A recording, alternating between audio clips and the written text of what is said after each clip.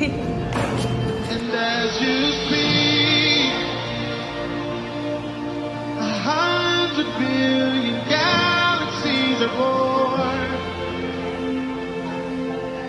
The vapor of your breath, the planets form. If the stars were made to worship so alive, I can see your heart in everything you make.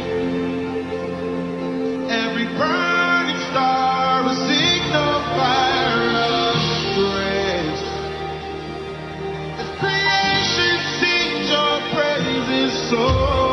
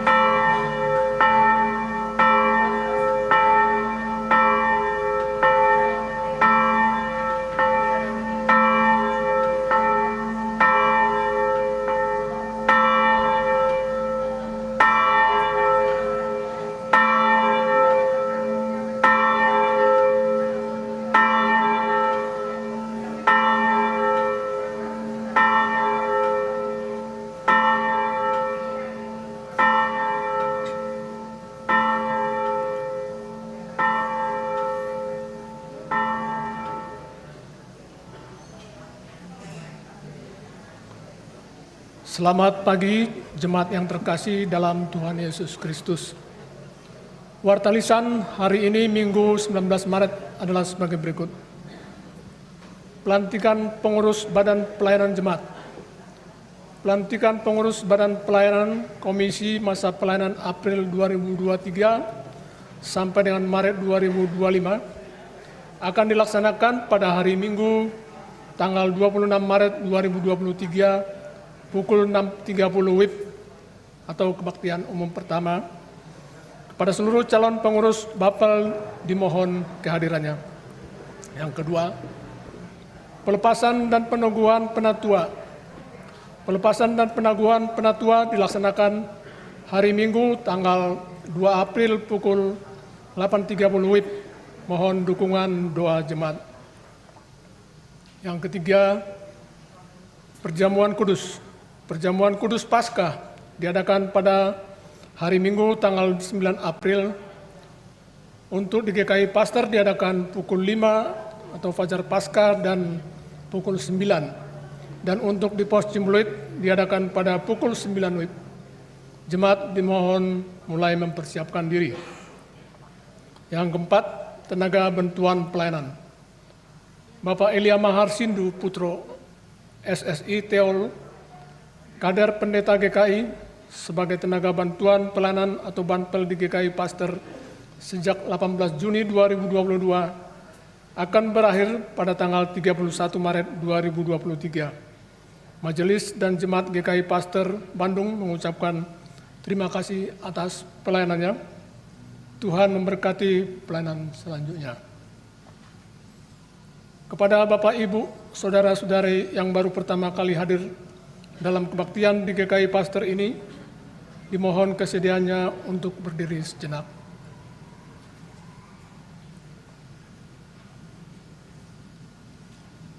Atas nama Majelis Jemaat GKI Pasteur Bandung, kami mengucapkan selamat datang dalam kebaktian di GKI Pasteur ini. Kami senang apabila bisa kembali datang ke kebaktian berikutnya. Selama kebaktian berlangsung, jemaat disarankan menggunakan masker dengan baik. Demikian warta lisan hari ini. Warta selengkapnya dapat dibaca dalam warta tertulis maupun warta digital. Kebaktian Minggu Prapaskah keempat hari ini akan dilayani oleh Pendeta Nathaniel Valentino Saleki dari GKI Taman Cibunut, Bandung. Sebelum memulai kebaktian, mari kita bersaat teduh sejenak.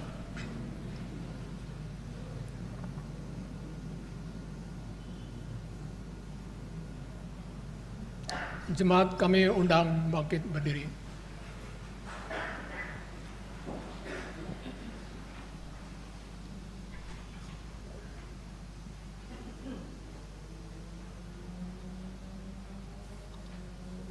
Terang sudah terbit bagi orang benar dan sukacita bagi orang-orang yang tulus hati. Bersukacitalah karena Tuhan, hai orang-orang benar, dan nyanyikanlah syukur bagi namanya yang kudus.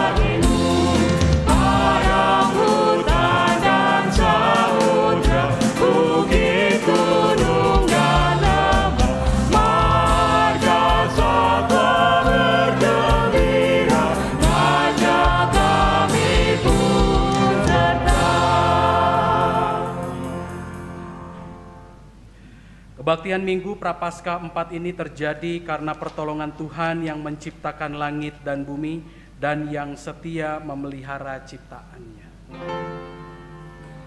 Amin. Amin. Amin.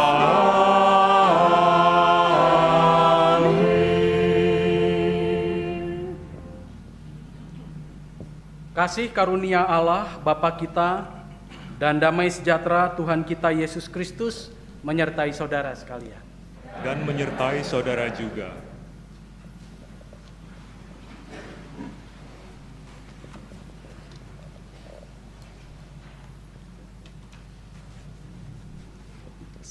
Saudara-saudara yang dikasihi Tuhan, di Minggu Prapaskah 4, kita akan bersama merenungkan tema menjadi terang di tengah kegelapan dunia. Tema ini mengingatkan kembali identitas kita sebagai anak-anak terang. Untuk itu, marilah kita hayati firman Tuhan di dalam Efesus 5 ayat 8 yang menjadi dasar perenungan kita. Memang dahulu kamu adalah kegelapan, tetapi sekarang kamu adalah terang di dalam Tuhan.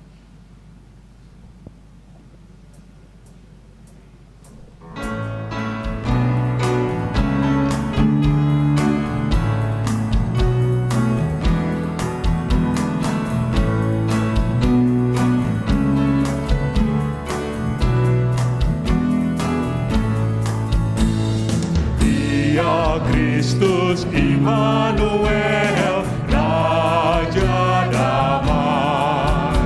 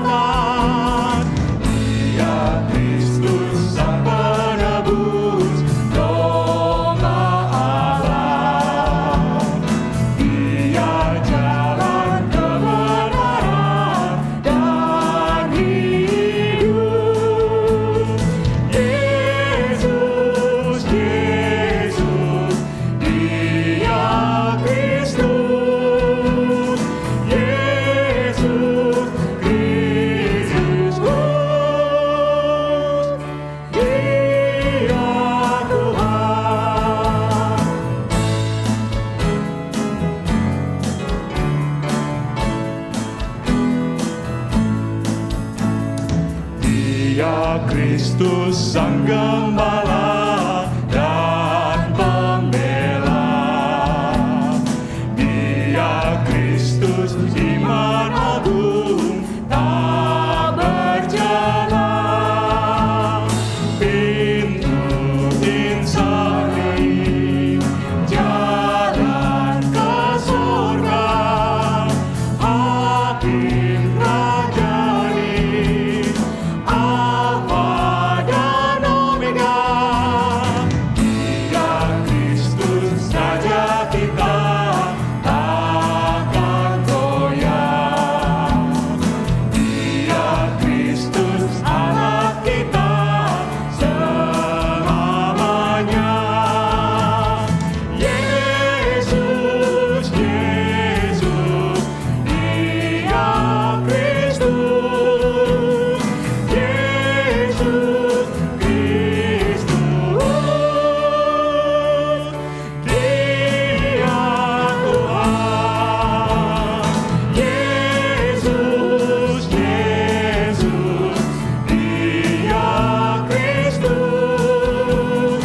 Yesus Kristus, Dia Tuhan.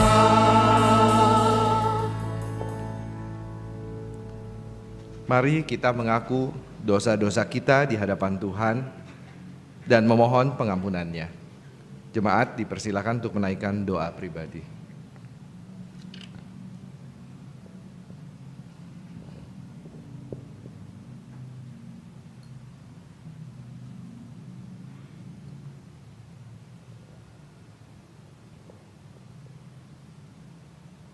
Ya Tuhan, kami merendahkan diri di hadapan-Mu.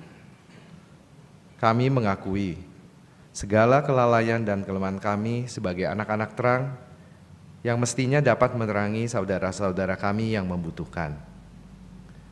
Segala hal yang tidak berkenan di hadapan-Mu, kami bawa dengan penuh sesal dan memohon belas kasih-Mu. Tuhan, ampunilah kami dan sucikanlah hati kami, sehingga kami layak disebut sebagai anak-anak-Mu. Kami memohon dan berdoa di dalam nama Tuhan Yesus Kristus. Amin.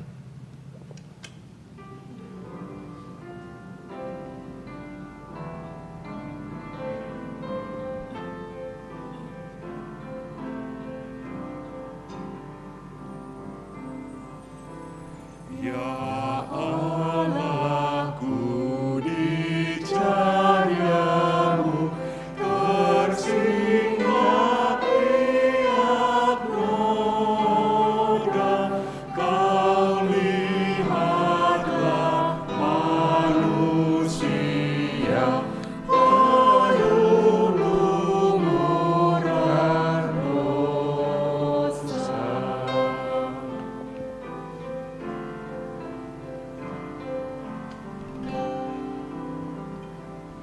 Ya di Golgota, ditanggung-Nya dosaku, dan darah-Nya yang mulia menghapus aib jiwaku.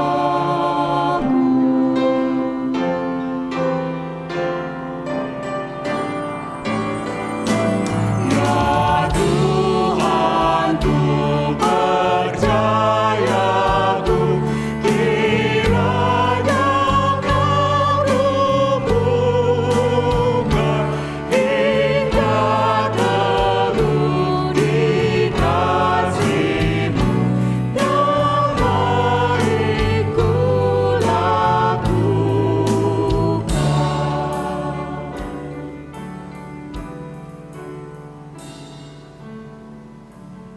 Jemaat dipersilakan untuk bangkit berdiri.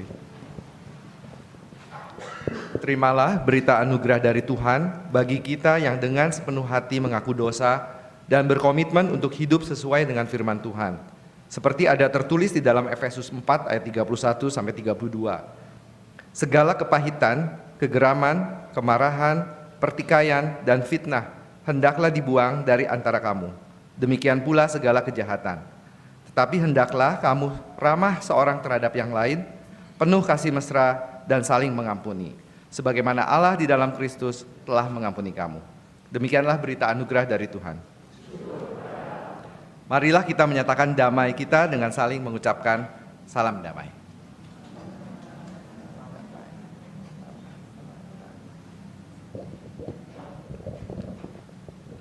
Mari kita sambut anugerah yang Tuhan berikan dengan sukacita dan menyanyi dari NKB 38 telah lewat malam yang gelap.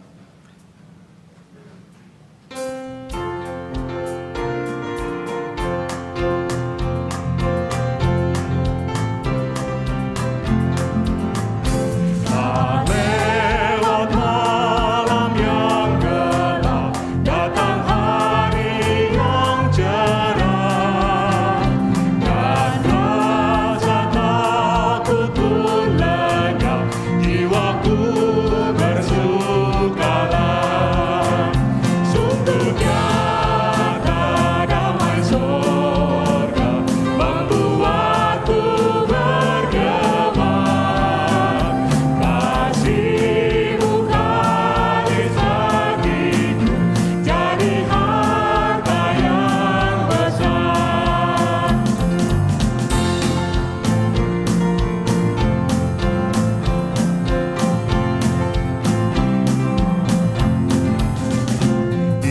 Dihapusnya air mataku, dan hatiku pun senang. Mulailah gembaraku yang menuju sorga terang.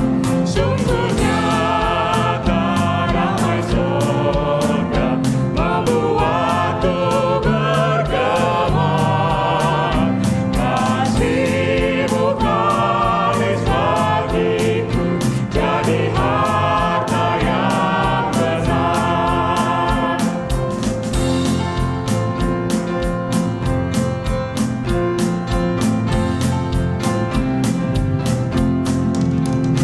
Pernah ku dilingkupi gelap, namun Allah beri terang, dan damai milikku tetap, karena sorgaku jelas.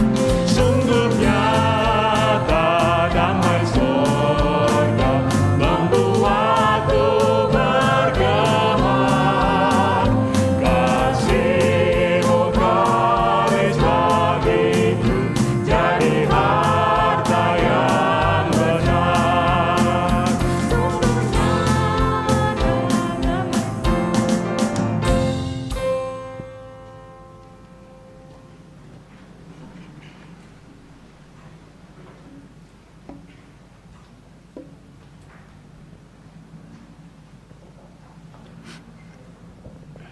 Mari berdoa. Allah yang kami kenal di dalam nama Tuhan Yesus Kristus, kami mengucapkan syukur untuk waktu dan kesempatan yang Kau anugerahkan kepada kami, sehingga kami dapat berkumpul di ruangan ibadah ini.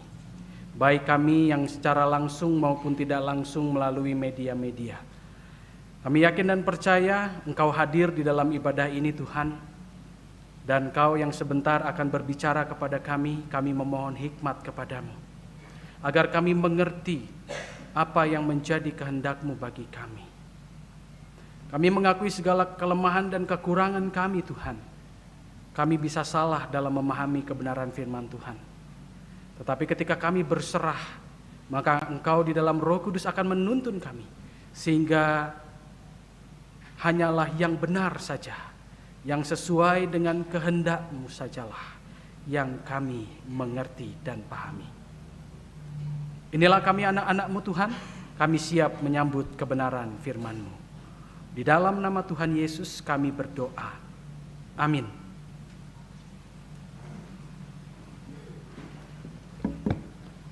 Bacaan pertama dari 1 Samuel 16 ayat 1 sampai 13.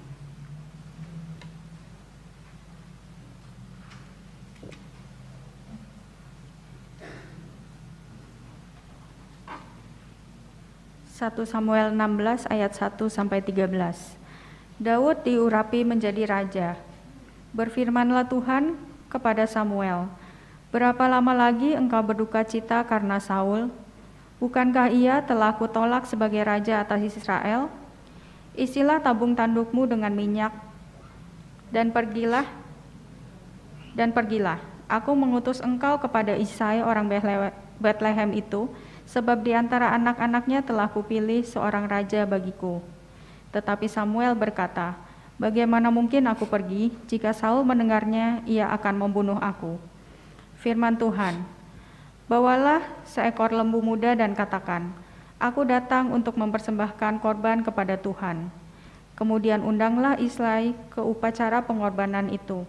Lalu aku akan memberitahukan kepadamu apa yang harus kau perbuat. Urapilah bagiku orang yang akan kusebut kepadamu." Samuel berbuat seperti yang difirmankan Tuhan, dan tibalah ia di kota Betlehem. Para tua-tua itu di kota itu datang mendapatkannya dengan gemetar dan berkata, "Adakah kedatanganmu ini membawa selamat?" Jawabnya, "Ya, benar. Aku datang untuk mempersembahkan korban kepada Tuhan. Kuduskanlah dirimu dan datanglah dengan daku ke upacara pengorbanan ini." Kemudian ia menguduskan Isai dan anak-anaknya yang laki-laki dan mengundang mereka ke upacara pengorbanan itu. Ketika mereka itu masuk dan Samuel melihat Eliab, lalu pikirnya, "Sungguh di hadapan Tuhan sekarang berdiri yang diurapinya." Tetapi berfirmanlah Tuhan kepada Samuel, "Janganlah pandang parasnya atau perawakan yang tinggi, sebab aku telah menolaknya. Bukan yang dilihat manusia yang dilihat Allah. Manusia melihat apa yang di depan mata, tetapi Tuhan melihat hati." Lalu Isai memanggil Abinadab dan menyuruhnya lewat di depan Samuel. Tetapi Samuel berkata, "Orang ini pun tidak dipilih Tuhan." Kemudian Isai menyuruh Syama lewat, tetapi Samuel berkata, "Orang ini pun tidak dipilih Tuhan." Demikianlah Isai menyuruh ketujuh anaknya lewat di depan Samuel, tetapi Samuel berkata kepada Isai, "Semuanya ini tidak dipilih Tuhan."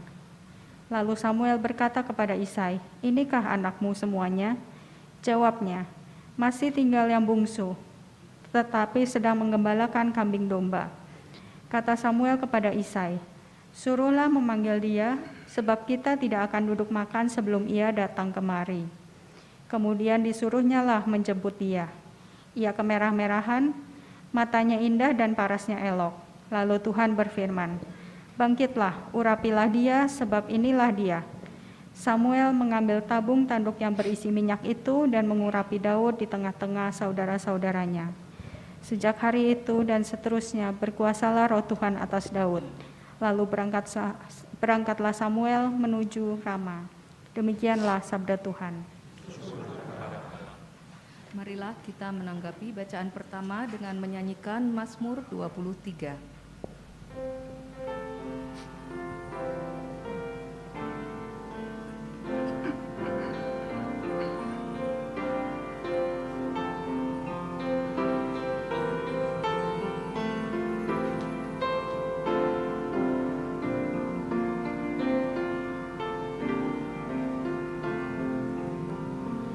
Kau Tuhan adalah gembalaku yang baik, ku tak akan kekurangan, sebab Kau besertaku. Kau Tuhan adalah gembalaku yang baik, ku tak akan kekurangan, sebab Kau besertaku. Ia baringkanku di padang rumput, di padang rumput hijau. Ia bimbing aku ke air tenang dan segarkan jiwaku. Ya tuntun aku di jalan benar oleh karena namanya. Walau berjalan di lembah kelam, ku tak takut bahaya. Kau Tuhan adalah gembalaku yang baik. Ku tak akan kekurangan, sebab Kau besertaku.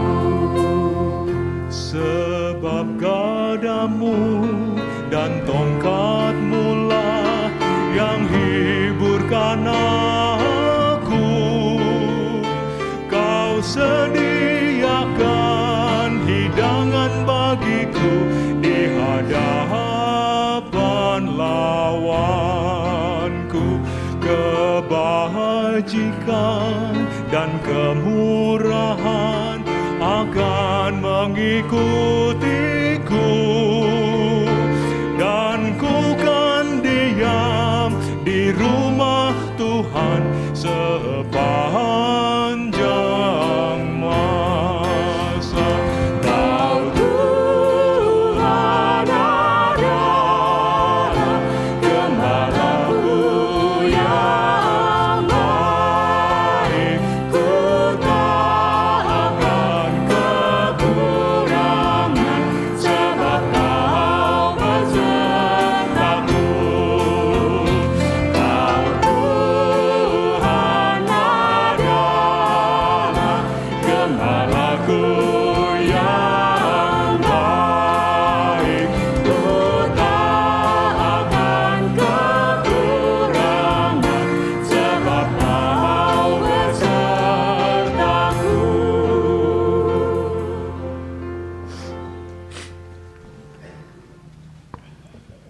Bacaan kedua dari Efesus 5 ayat 8 sampai ayat ke-14. Efesus 5 ayat 8 sampai ke-14. Memang dahulu kamu adalah kegelapan, tetapi sekarang kamu adalah terang di dalam Tuhan. Sebab itu, hiduplah sebagai anak-anak terang. Karena terang hanya berbuahkan kebaikan dan keadilan dan kebenaran.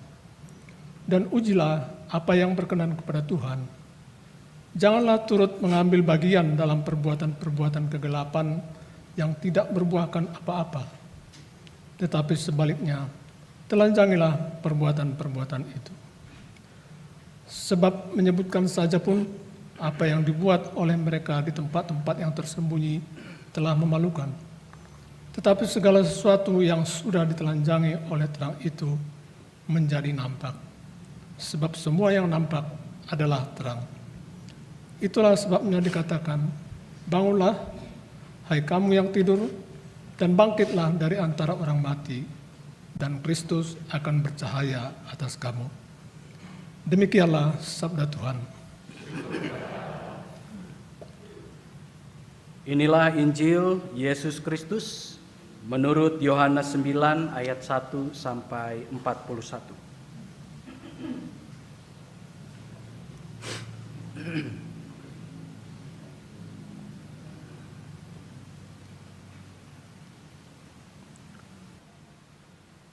Waktu Yesus sedang lewat, ia melihat seorang yang buta sejak lahirnya. Murid-muridnya bertanya kepadanya, "Rabi, siapakah yang berbuat dosa? Orang ini sendiri atau orang tuanya, sehingga ia dilahirkan buta?" Jawab Yesus, "Bukan dia dan bukan juga orang tuanya, tetapi karena pekerjaan-pekerjaan Allah harus dinyatakan di dalam dia. Kita harus mengerjakan pekerjaan Dia yang mengutus aku selama masih siang. Akan datang malam, di mana tidak ada seorang pun yang dapat bekerja.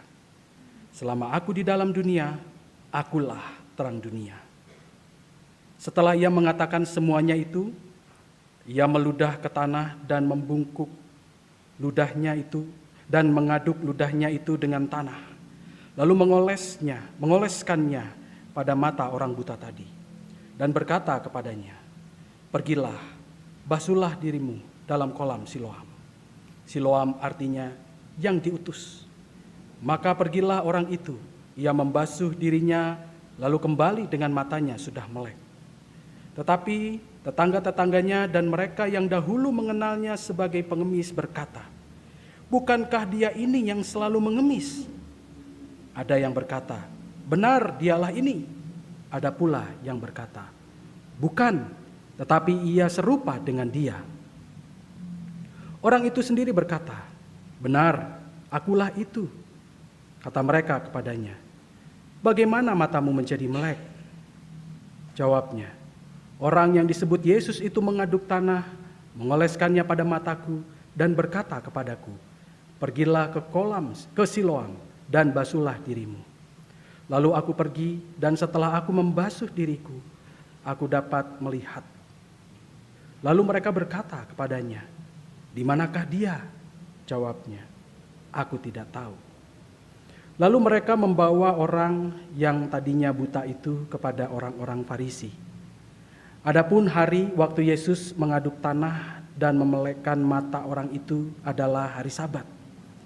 Karena itu orang-orang Farisi pun bertanya kepadanya, "Bagaimana matanya menjadi melek?"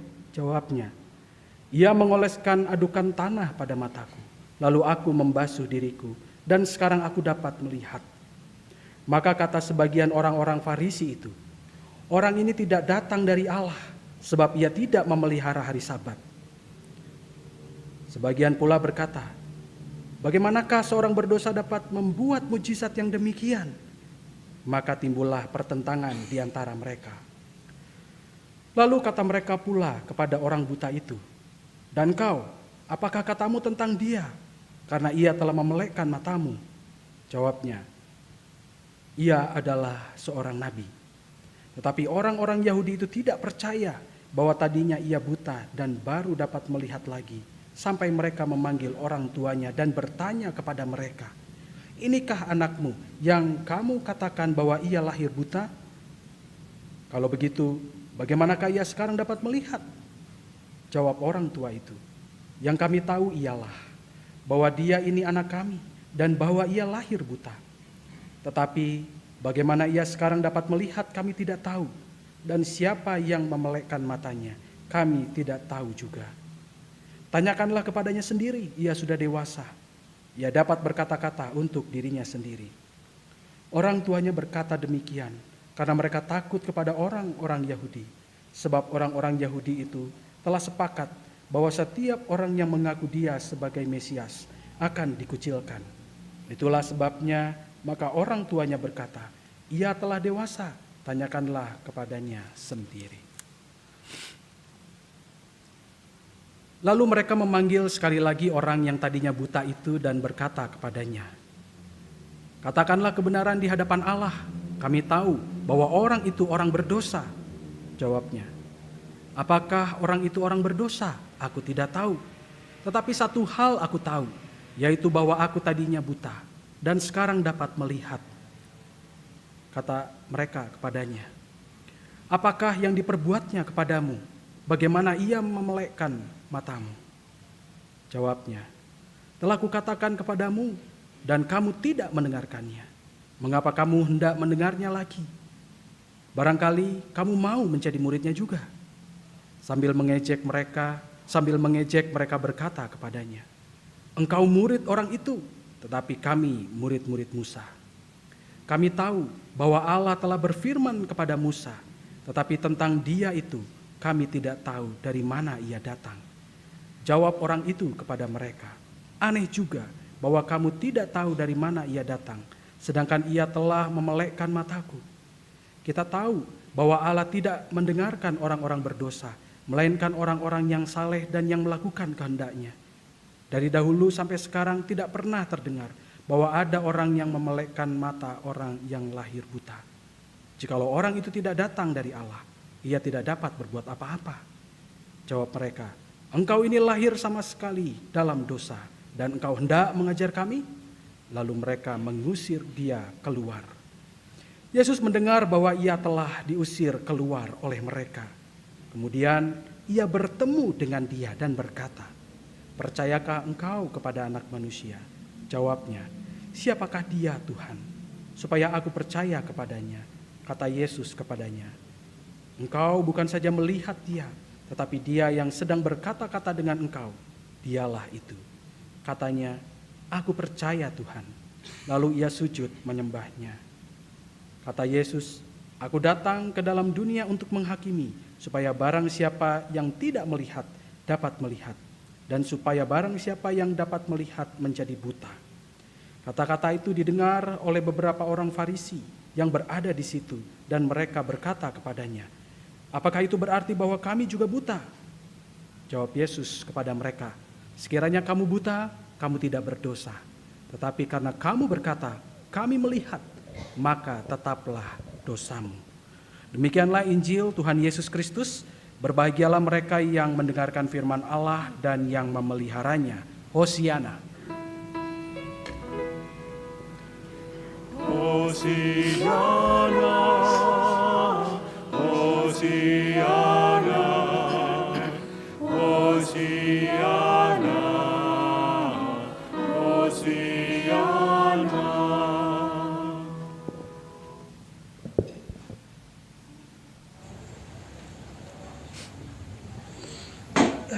Wah, akhirnya puasa udah setengah jalan. Bersyukur bisa berjalan dengan baik.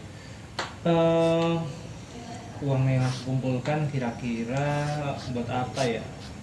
Kayaknya pergi seru nih.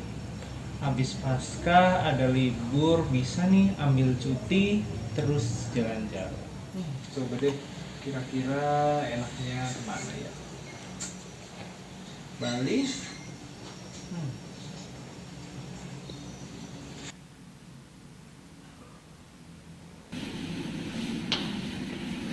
Pagi Bang, gimana kabarnya?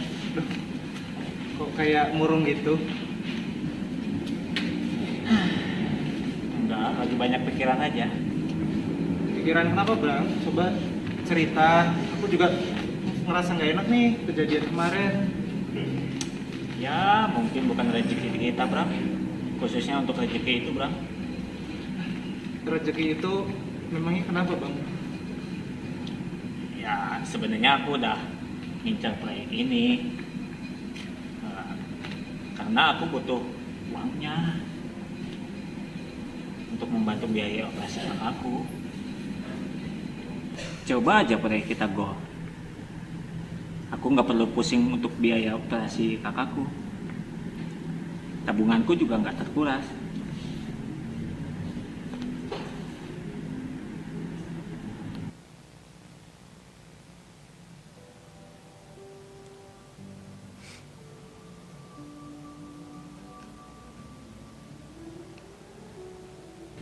Coba aja proyek kita go. Aku nggak perlu pusing untuk biaya operasi kakakku. Tabunganku juga nggak terkuras.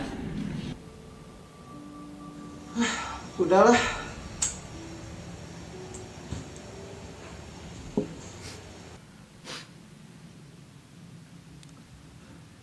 Menjadi terang di tengah kegelapan dunia. Bapak Ibu Saudara terkasih, pernahkah Bapak Ibu Saudara mengalami padam listrik pada malam hari? Saya yakin Bapak Ibu Saudara pernah mengalami hal ini. Dan kalau misalnya Bapak Ibu Saudara mengalami padam listrik pada malam hari, apa yang terjadi? Kalau siang hari masih ada cahaya dari luar rumah, kita masih bisa melihat isi ruangan. Tapi kalau malam hari gelap gulita. Kita tidak tahu meja ada di mana, kursi ada di mana. Salah-salah dalam melangkah, kaki kita malah terbentur pada kaki meja. Dengan adanya terang, entah itu lilin, entah itu senter, entah itu lampu darurat, kita bisa melihat seluruh isi ruangan. Sehingga kita bisa lebih berhati-hati. Oh, di ruang tamu ada undakan, saya harus hati-hati. Oh, di ruang makan ada meja, saya harus berhati-hati. Terang akan menolong kita untuk melihat dengan jelas sehingga kita bisa lebih waspada, lebih bijaksana dalam melangkah. Saudara terkasih, berbicara tentang terang, demikianlah pada mulanya Allah memanggil Abraham, yang kemudian keturunannya itu akan menjadi umat Allah yang disebut dengan bangsa Israel. Allah memanggil bangsa Israel yang adalah keturunan Abraham untuk menjadi terang dunia. Di dalam Yesaya 42 ayat 6 firman Tuhan tertulis begini. Aku ini Tuhan telah memanggil engkau untuk maksud penyelamatan. Telah memegang tanganmu, aku telah membentuk engkau dan memberi engkau menjadi perjanjian bagi umat manusia. Menjadi terang untuk bangsa-bangsa. Jadi bangsa Israel ini dipakai oleh Allah untuk menjadi tangannya, supaya menjadi contoh bagi bangsa lain, role model, teladan bagi bangsa lain. Begini loh caranya hidup sebagai umat Allah. Itulah mengapa mereka atau bangsa Israel dikaruniai hukum, 10 hukum Tuhan. Di mana 10 hukum Tuhan itu mengatur relasi antara bangsa Israel dengan Tuhan dan antara bangsa Israel dengan sesamanya. Supaya semua bangsa-bangsa lain melihat, oh begini ya cara hidup sebagai bangsa yang beradab. Bangsa yang memiliki relasi spiritual yang baik dengan penciptanya. Bangsa yang memiliki relasi yang baik dan hangat dengan sesamanya. Tetapi apa yang terjadi Bapak Ibu Saudara? Rencana Allah itu tidak berjalan dengan mulus. Karena ternyata kemerdekaan yang diberikan oleh Allah kepada bangsa Israel supaya mereka menjadi terang yang mandiri dengan diutus para nabi yang selalu mengingatkan tunduklah kepada 10 hukum Tuhan.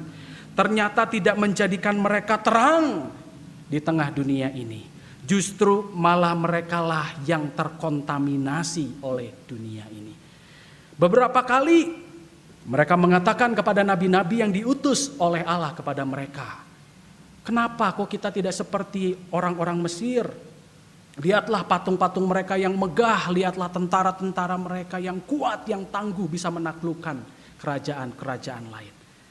Itulah yang membuat mereka akhirnya mendomestifikasi Allah atau mengkerdilkan Allah dalam rupa patung. Supaya sama dengan bangsa-bangsa lain. Mereka bukannya menjadi inspirasi, menjadi terang bagi bangsa lain, tetapi mereka justru diterangi oleh bangsa lain. Yang sebenarnya itu adalah kegelapan itu sendiri. Saudara terkasih, melihat kegagalan bangsa Israel yang tidak bisa menjadi terang dunia, akhirnya Allah sendirilah yang turun tangan di dalam Yesus Kristus. Allah tidak melanggar perjanjiannya, Allah tetap menjadikan umatnya sebagai terang, yaitu ia lahir melalui darah orang Yahudi, melalui umatnya bangsa Israel, yaitu Yesus Kristus. Dan Yesus Kristus ini hadir untuk mengingatkan bangsa Israel, hei, beginilah harusnya menjadi terang itu. Beginilah menjadi teladan bagi bangsa-bangsa lain. Beginilah caranya memiliki relasi yang dekat dengan Bapa. Beginilah caranya memperhatikan sesama. Oleh karena itu di dalam Yohanes 9 ayat 1 sampai 41 kita bisa melihat di situ salah satu cara Tuhan Yesus untuk memperingatkan umat Allah pada saat itu. Beginilah caranya menjadi terang. Jadi mujizat kesembuhan, bagaimana orang yang buta dari sejak lahir itu dapat melihat, Tuhan Yesus sendiri mengatakan, bukan salah dia, bukan salah orang tuanya, tetapi demi pekerjaan Allah nyata melaluinya. Pekerjaan apa? Pekerjaan bahwa harusnya bangsa Israel, umat Allah memperhatikan orang-orang kecil, memperhatikan orang-orang sakit, datang sebagai penyembuh mereka. Nah, jadi inilah hal pertama yang sebetulnya Tuhan Yesus hendak tunjukkan kepada orang-orang pada saat itu, khususnya orang-orang Yahudi. Beginilah caranya menjadi terang, yaitu datang kepada mereka yang sakit dan memberikan kesembuhan kepada mereka. Tentu bagi kita mendatangi orang sakit itu mudah, tetapi menyembuhkannya bukanlah perkara yang mudah. Hanya orang-orang tertentu saja yang diberikan karunia oleh Tuhan untuk bisa menyembuhkan. dengan kompetensinya, misalnya seorang dokter, orang-orang yang ahli di bidang medis, yang punya pengetahuan di bidang pengobatan, mereka diberikan karunia oleh Tuhan dengan akal budinya untuk mengupayakan kesembuhan. Tetapi tidak semua orang memiliki kemampuan itu. Jadi apakah panggilan untuk menjadi terang dengan menjadi penyembuh bagi orang-orang sakit itu hanya berlaku untuk mereka yang bergerak di bidang medis saja? Dan kita yang tidak punya kemampuan itu tidak dipanggil sama sekali. Tidak, Bapak Ibu Saudara. Kalau kita lihat siapakah murid-murid Tuhan Yesus sebenarnya, ya, mereka adalah nelayan. Mereka tidak punya kemampuan medis, mereka orang-orang kecil, Bapak Saudara. Jadi apa maksud Tuhan Yesus menunjukkan ini? Maksud Tuhan Yesus adalah memang benar mujizat itu bisa terjadi, tetapi biarlah mujizat itu terjadi karena kehendak Tuhan. Tetapi ketika kamu melayani orang sakit, jangan berusaha untuk memperoleh mujizat itu. Jangan berusaha supaya mujizat itu terjadi. Datangi saja dulu. Beri kekuatan, beri penghiburan, lakukan upaya terbaik. Kalau kita perhatikan Bapak Ibu Saudara dalam peristiwa mujizat yang dilakukan oleh Tuhan Yesus, itu selalu ada dua gambaran besar. Gambaran yang satu adalah sembuhnya orang sakit. Sembuhnya orang sakit. Lalu gambaran kedua yang jarang sekali dilihat oleh orang adalah bangkitnya semangat orang yang putus asa. Bersemangat hidupnya kembali orang yang tidak berpengharapan. Nah, jadi sebetulnya mujizat itu memberikan dua hasil. Hasil yang pertama sehat secara fisik, tetapi hasil yang kedua adalah bangkitnya semangat. Orang punya motivasi untuk hidup. Kalau misalnya kita tidak punya karunia dan kemampuan untuk mengupayakan yang pertama, bukan berarti yang kedua tidak bisa kita upayakan. Jadi dengan demikian ketika Tuhan memanggil kita untuk menjadi terang, untuk menyembuhkan mereka yang sakit, kita bisa datang dengan menjadi penghiburnya. Melalui apa? Melalui kata-kata. Bapak Ibu Saudara, kalau misalnya Bapak Ibu Saudara melawat mereka yang sakit, apa yang mereka butuhkan? Tentu yang mereka butuhkan adalah kesembuhan. Tetapi apa daya kalau kita tidak bisa memberikan kesembuhan itu, maka kita harus bangkitkan semangatnya. Ya. Kita dorong supaya dia tidak terus terkurung dengan sakit penyakitnya. Dan upaya ini tentu tidak instan Bapak Ibu Saudara. Karena orang yang sakit itu biasanya diawali dengan penolakan, denial, kenapa saya sakit. Belum lagi melewati fase marah-marah sama diri sendiri, sama keluarga, sama Tuhan. Sampai akhirnya proses itu panjang dilalui dan akhirnya dia bisa menerima, ya sudah. Aku tidak bisa berkuasa atas tubuhku sendiri, hanya Tuhan sajalah yang berkuasa atas tubuhku. Dan aku percaya bahwa Tuhan turut bekerja di dalam segala sesuatu mendatangkan kebaikan, termasuk penyakit yang menguasai diriku.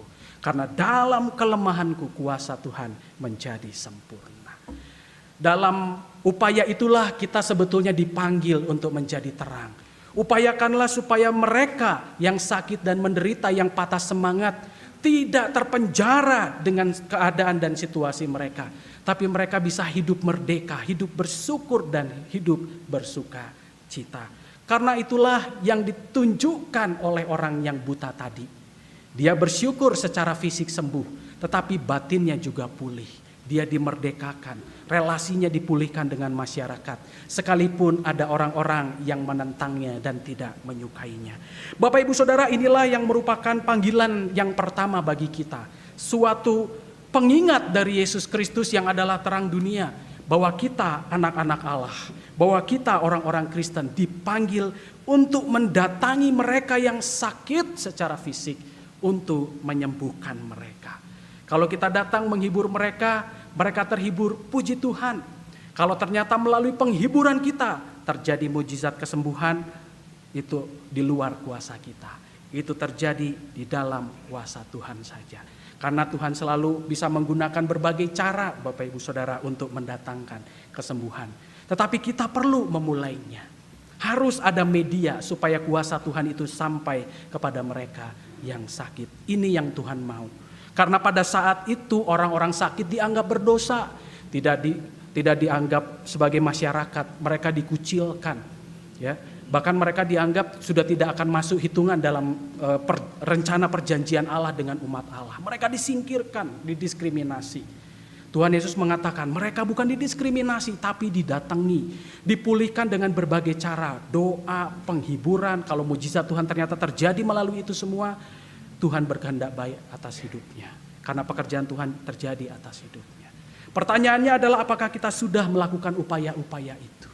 Ketika melihat ada sahabat-sahabat kita yang sakit, mendatanginya, mendoakannya, dan menghibur mereka.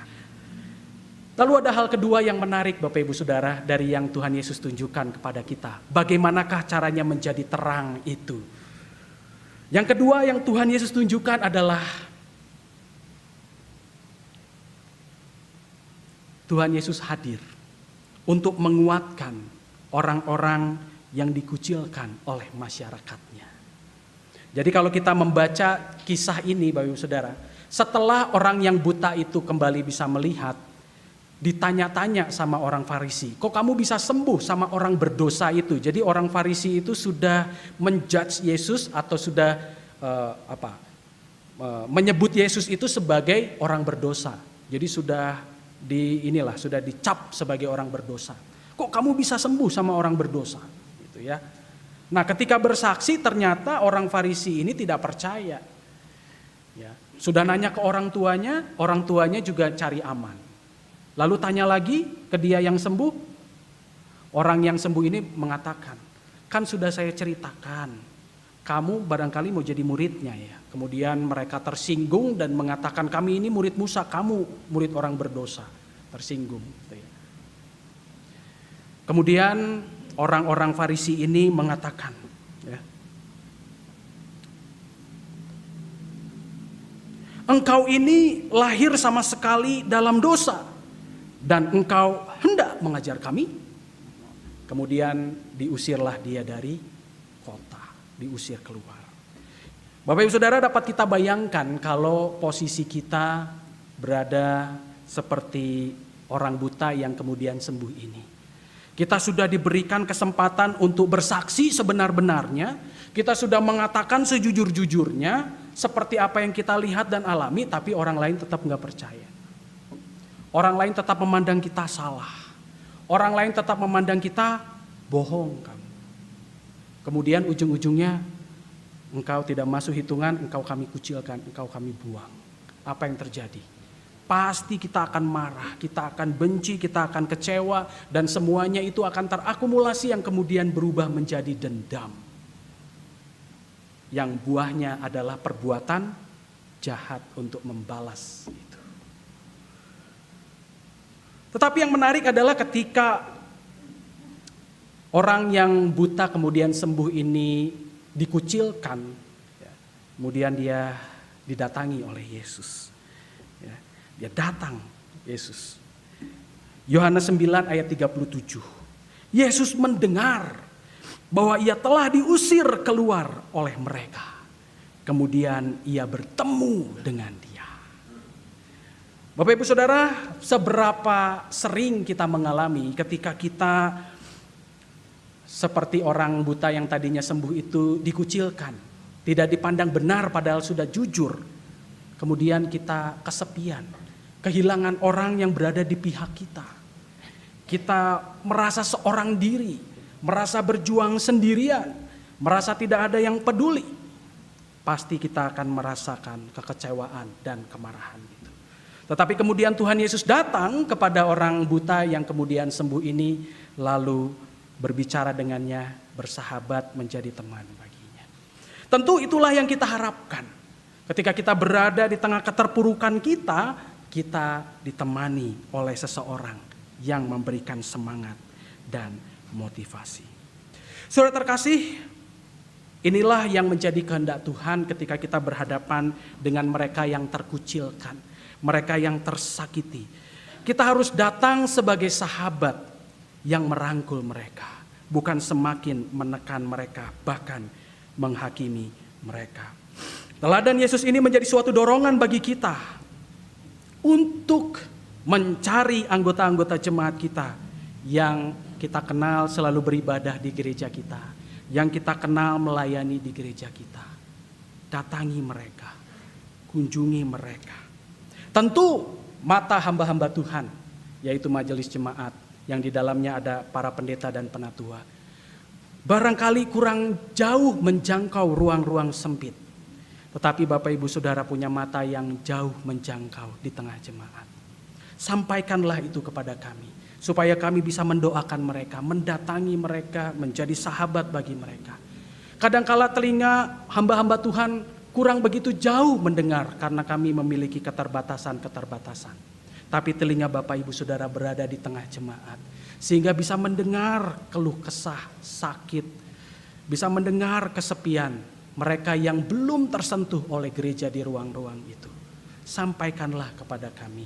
Dan kalau Bapak Ibu Saudara terpanggil dan berkenan untuk melayani mereka, layanilah mereka dengan kerinduan Bapak Ibu Saudara dan perlengkapan yang diberikan oleh Tuhan kepada Bapak Ibu Saudara.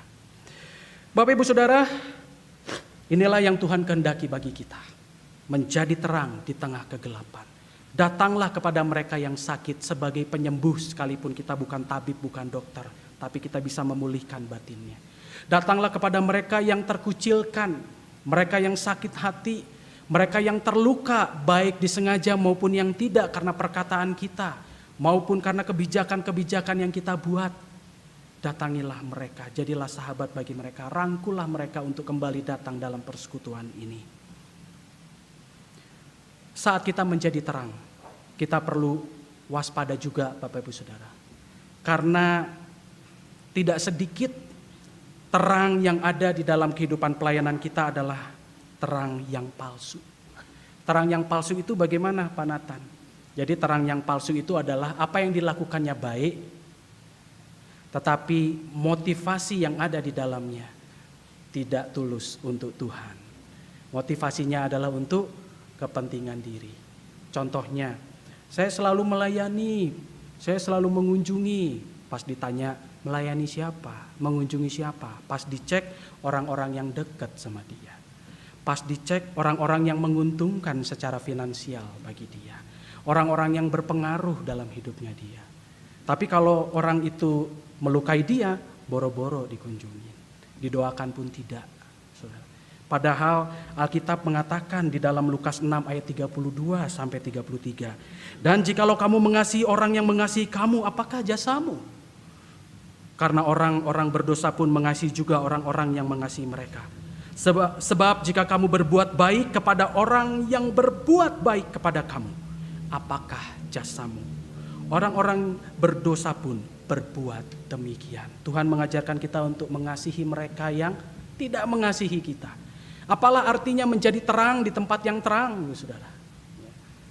Terang itu bermanfaat di tempat yang gelap.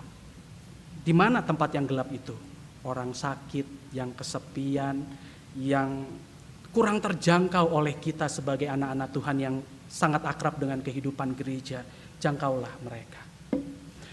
Oleh karena itu ketika kita berbicara tentang kegelapan, jangan ada di pikiran kita kegelapan itu adalah orang-orang berdosa, belum mengenal Kristus, tidak. Orang-orang Kristen juga kadang-kadang berada di tengah kegelapan. Apa kegelapannya? Yaitu sakit hati, kebencian, dan kemarahan yang membuat mereka meninggalkan gereja.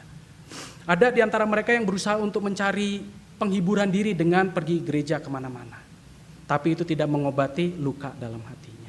Karena mereka mencari obat menurut mereka. Harusnya mereka bertemu dengan Tuhan, mengatakan, berbicara dengan Tuhan, Tuhan apa yang Kau mau. Ya, dan justru gereja yang menjadi rumahnya lah yang harus menjangkaunya. Kita perlu berhati-hati agar kita jangan menjadi terang yang palsu. Karena Tuhan melihat hati. Sama seperti cara Ia memilih Raja Israel melalui Samuel. Apa yang baik di matamu belum tentu baik bagiku. Karena Tuhan tidak melihat penampilan, Tuhan melihat hati.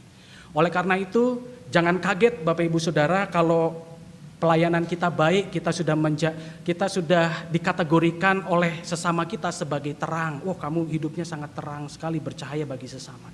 Tetapi ternyata kita tidak merasakan damai sejahtera. Kenapa? Karena rupanya Tuhan tahu terang yang kita pancarkan itu adalah terang yang palsu, bukan terang yang sejati. Karena Tuhan melihat hati, apa motivasi kita. Apakah benar-benar cinta Tuhan dan mengasihi sesama. Atau jangan-jangan hanya cinta diri sendiri demi kepentingan diri sendiri. Bapak Ibu Saudara, tidak perlu khawatir. Untuk menjadi terang itu tidak perlu menjadi influencer. Tidak perlu menjadi bintang, orang terkenal, jadi bos, jadi presiden, jadi tokoh yang dikenal oleh masyarakat luas. Kita bisa menjadi terang di tempat di mana kita berada, di sudut di mana kita berada. Kalau kita lihat GKI Pasteur ini ada di Jalan Pasteur. Bagaimana caranya GKI Pasteur bisa menjadi terang di seluruh dunia? GKI Pasteur ada di Bandung, jadilah terang di kota Bandung. Kalau Bapak Ibu Saudara pernah menyanyikan sebuah lagu dari NKB nomor 212 yang berjudul Sungguh Inginkah Engkau Lakukan, khususnya di bagian ref, Bapak Ibu Saudara pasti akan mendengar nasihat supaya kita itu menjadi terang di seluruh dunia. Jadilah suluh dunia, jadilah suluh dunia. Kesannya bombastis ya, jadilah suluh dunia. Gimana caranya nih jemaat GKI Pasteur bisa menjadi suluh dunia? Wong adanya di Bandung gitu ya. Gimana caranya jadi suluh dunia? Kalau kita memperhatikan terjemahan aslinya Bapak Ibu Saudara dalam teks bahasa Inggrisnya yang aslinya, menarik. Refnya itu adalah brighten the corner where you are, brighten the corner where you are. Apa terjemahannya Bapak Ibu Saudara? Jadilah terang atau bersinarlah di sudut di mana engkau berada. Di sudut. Jadi kalau Bapak Ibu Saudara lihat ruangan ini ada sudut-sudut, jadi terang di pojokan situ. Kalau jadi lampu bisa menerangi ruangan, bagus, tapi nggak semua orang bisa seperti itu. Tapi buat kita yang sederhana, yang biasa-biasa saja, di tempat di mana kita berada, di sudut itulah jadilah terang. Kalau kita tidak bisa menjadi seperti lampu LED, cukuplah menjadi lilin yang menerangi sekitarnya. Cukuplah menjadi terang di rumah, di tetangga, di gereja kita, GKI Pasteur. Kalau bisa melampaui tembok-tembok itu, puji Tuhan, syukur. Tetapi kita bisa menjadi terang dimanapun kita berada. Selamat memaknai hidup menjadi terang di tengah sudut di mana kita berada di Minggu Prapaskah yang keempat ini. Tuhan Yesus memberkati. Amin.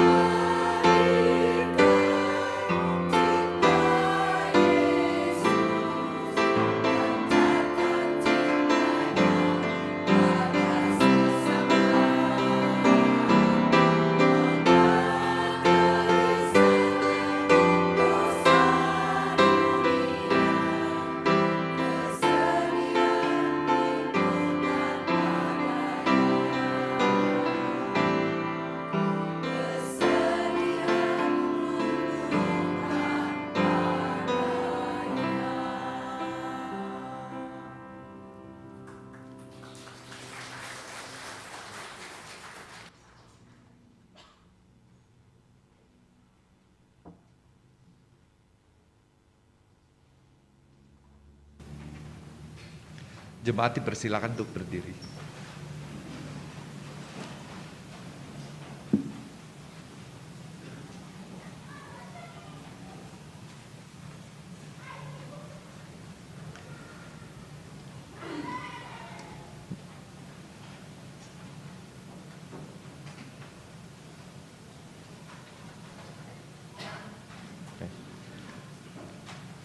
Mari kita menyanyikan pengakuan iman rasuli di dalam nyanyian rohani nomor 77 ayat 1 sampai 3. Ku percaya Allah Bapa.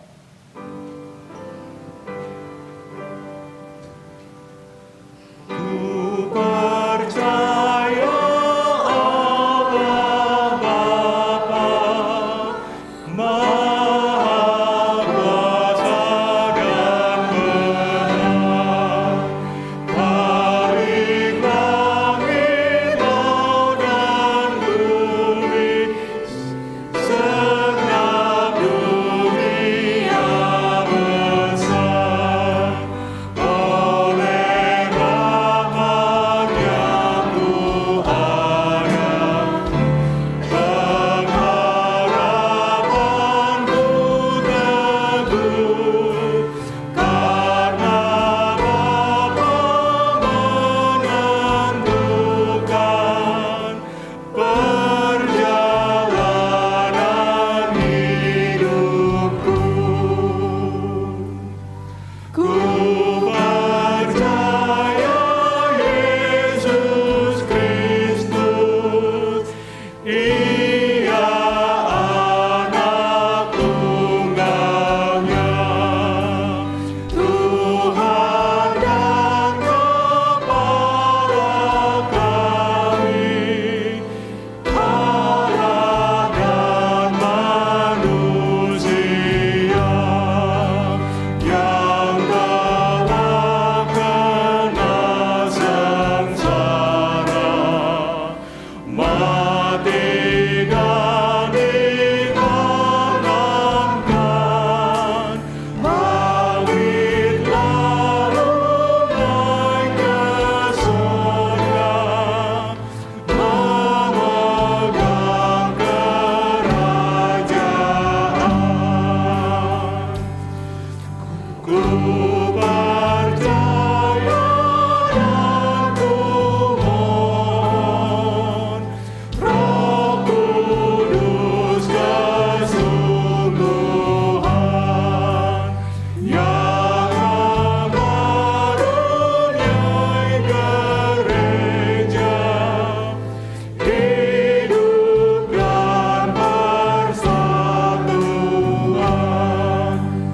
Usir hikmat duniawi,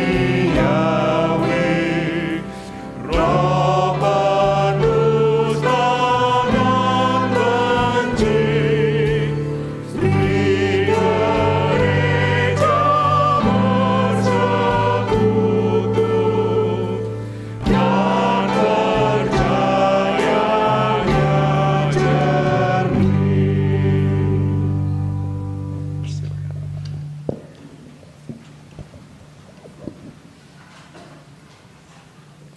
Majelis Jemaat mengucapkan selamat ulang tahun bagi anggota jemaat dan simpatisan yang berulang tahun pada tanggal 13 sampai 19 Maret. Tuhan memberkati.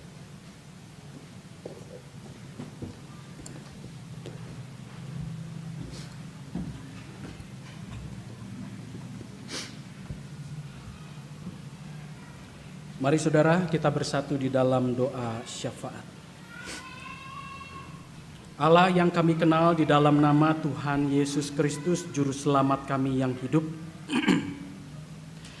kami mengucapkan syukur untuk kehadiran-Mu di dalam kehidupan kami, baik ketika kami berduka cita, mengingatkan kami agar kami tidak berputus asa, karena rancangan Tuhan itu indah bagi kami, dan yang selalu hadir ketika kami bersuka cita, agar kami tidak lupa bahwa semua kebaikan yang kami terima adalah pemberian Tuhan, bukan semata-mata hasil usaha dan jerih payah kami sendiri. Di dalam kebaktian ini Engkau sekali lagi juga mengingatkan kami Tuhan, agar kami dapat meneladani cara hidup-Mu, yang adalah terang dunia.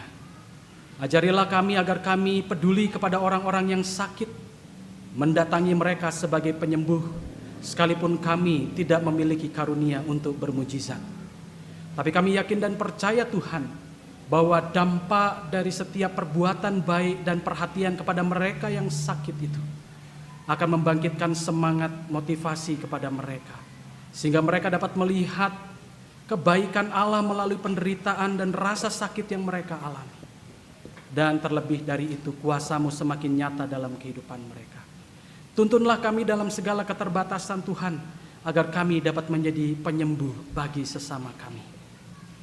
Kami juga berdoa agar kami dapat menjadi sahabat mereka yang dikucilkan, mereka yang tersakiti, baik karena perbuatan kami maupun sesama mereka, baik yang disengaja maupun yang tidak. Kami percaya Tuhan, bahwa kehadiran kami sebagai sahabatnya akan memulihkan keadaannya, akan membuat hidupnya menjadi lebih baik dalam relasi dengan sesamanya, terlebih dengan Tuhan. Tuhan, kami ini penuh dengan kelemahan dan keterbatasan, tapi kami yakin dan percaya Engkau akan memperlengkapi kami, sehingga di sudut dimanapun kami berada, kami tetap bisa menjadi terang bagi sesama kami, bagi dunia kami. Tuhan Yesus Kristus, di dalam syafaat ini kami berdoa untuk kehidupan jemaat-Mu GKI Pasteur. Kau telah mengaruniakan gereja ini bangunan. Kau telah memanggil para pemimpinnya melalui majelis jemaat yang di dalamnya adalah para pendeta dan penatua, yang bersama-sama dengan badan-badan pelayanan untuk menggembalakan, mengasuh, menuntun jemaat ini. Biarlah jemaat-Mu di tempat ini juga bersama dengan para simpatisan dapat berakar, bertumbuh di dalam Kristus, sehingga perkataan dan perbuatan mereka memuliakan nama Tuhan dimanapun mereka berada. Berkatilah para pimpinan, khususnya majelis jemaat, supaya mereka dapat diberikan hikmat oleh Tuhan, supaya setiap keputusan yang mereka ambil selaras dengan kehendak Tuhan, dan mendatangkan damai sejahtera bagi jemaat yang dipercayakan Tuhan kepada mereka. Kami berdoa Tuhan untuk proses peneguhan serta pelantikan calon penatua periode tahun 2023 sampai 2026 dan calon pengurus badan pelayanan jemaat atau komisi di tahun 2023 sampai 2025 serta panitia Paskah. Mereka-mereka ini adalah anak-anak Tuhan yang dipanggil oleh-Mu Tuhan untuk melayani tugas-tugas tanggung jawab yang Kau percayakan kepada mereka. Biarlah Engkau teguhkan hati mereka menjelang peneguhan dan pelantikan itu, agar mereka siap menerima tanggung jawab dari Tuhan, melakukan tugas tanggung jawab itu dengan sukacita dan rela hati. Saat mereka berhadapan dengan dinamika, kiranya Tuhan menguatkan mereka agar mereka tidak goyah, mereka tetap setia mengerjakan tugas tanggung jawab itu. Tuhan, kuatkanlah mereka. Berkatilah mereka supaya setiap pekerjaan tangan mereka mendatangkan sukacita bagi jemaat dan memuliakan nama Tuhan. Kami juga berdoa Tuhan bagi jemaat-Mu yang berulang tahun antara tanggal 13 sampai 19 Maret. Engkau telah menuntun kehidupan mereka di waktu-waktu yang lalu. Biarlah Tuhan sendirilah juga yang akan terus menuntun mereka saat mereka memasuki usia yang baru ini.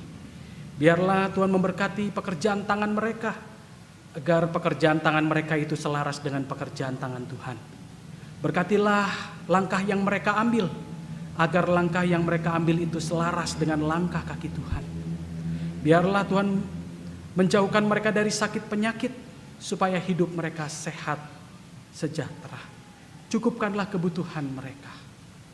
Jagalah mereka, jauhkanlah mereka dari yang jahat. Peliharalah kehidupan keluarganya.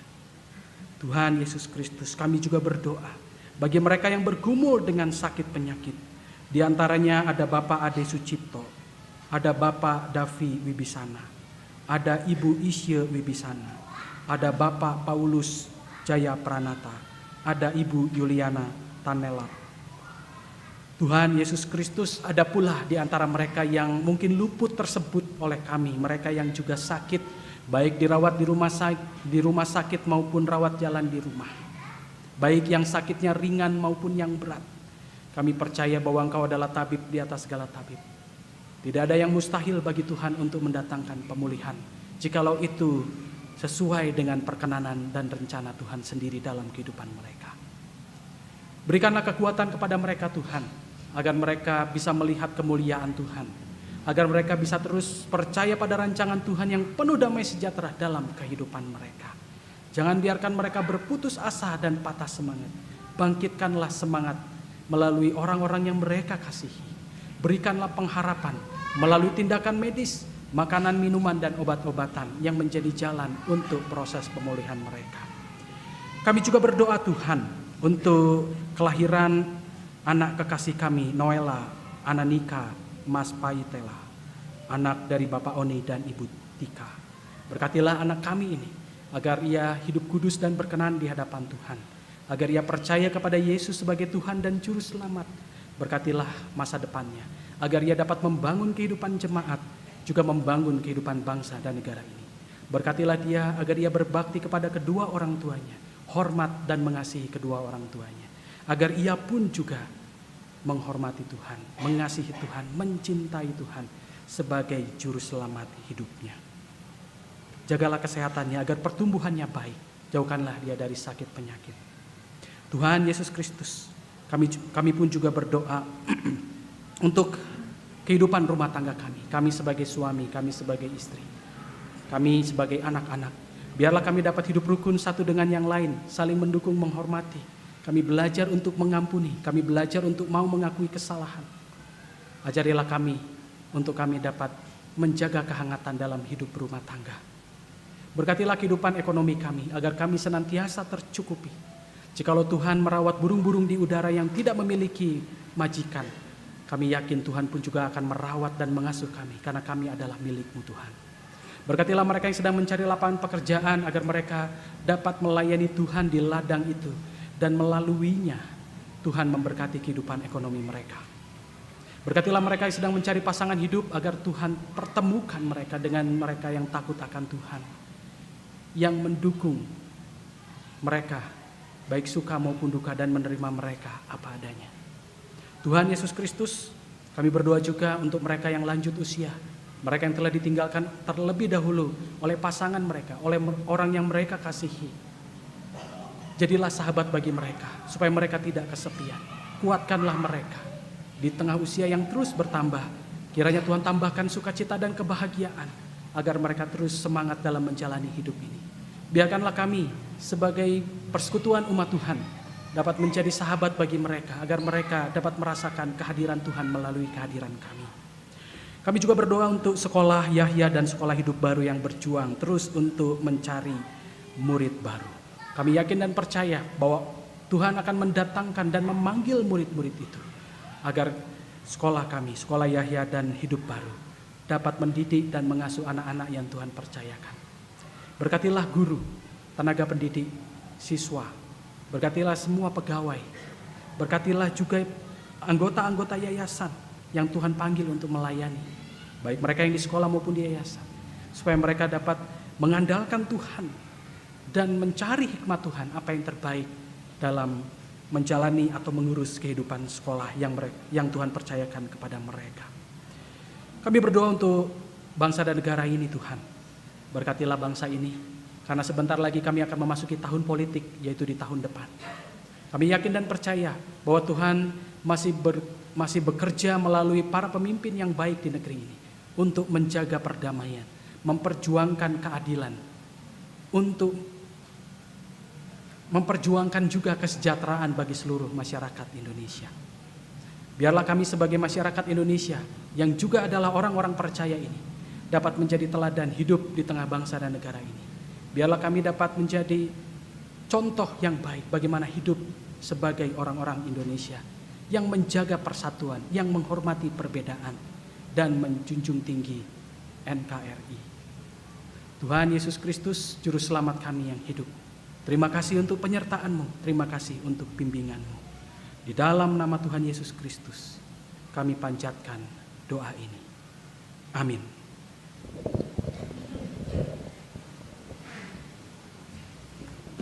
Jemaat yang terkasih, marilah kita membawa persembahan kepada Tuhan dengan mengingat firman-Nya di dalam Mazmur 76 ayat 12. Bernasarlah dan bayarlah nasarmu itu kepada Tuhan Allahmu. Biarlah semua orang yang di sekelilingnya menyampaikan persembahan kepada Dia yang ditakuti. Sambil membawa persembahan kita, baik melalui transfer maupun melalui kantong persembahan, kita menyanyikan NKB 199.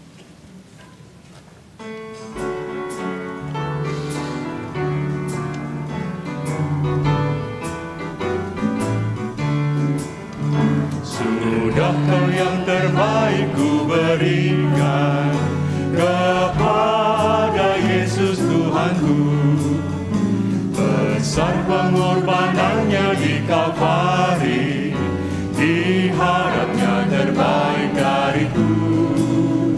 Berapa yang terhilang telah ku cari, dan ku lepaskan yang terbelenggu. Sudahkah yang terbaik ku berikan kepada Yesus Tuhanku.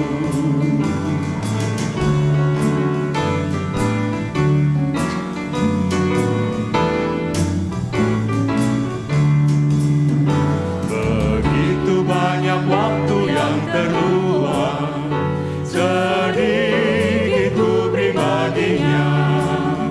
Sebab kurang kasihku pada Yesus, mungkinkah hancur pula hatinya. Berapa yang terhilang telah ku cari, dan ku lepaskan yang terbelenggu. Sudahkah yang terbaik ku berikan kepada Yesus Tuhanku.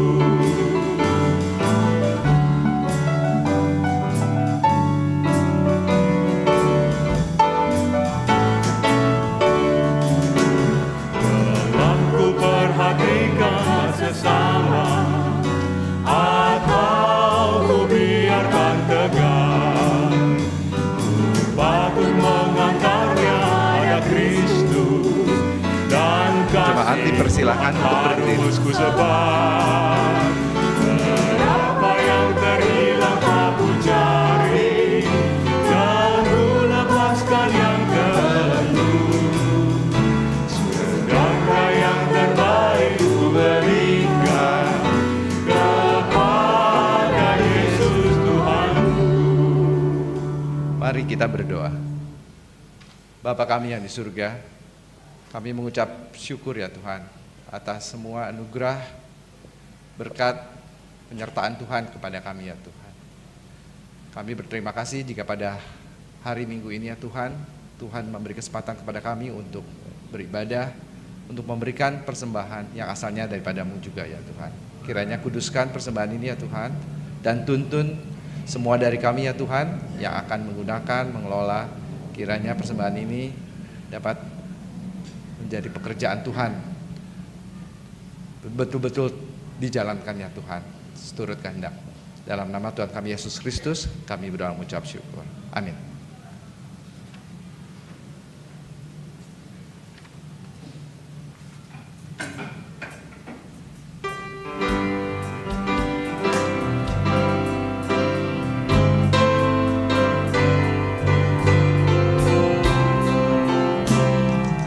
Ingin menceritakan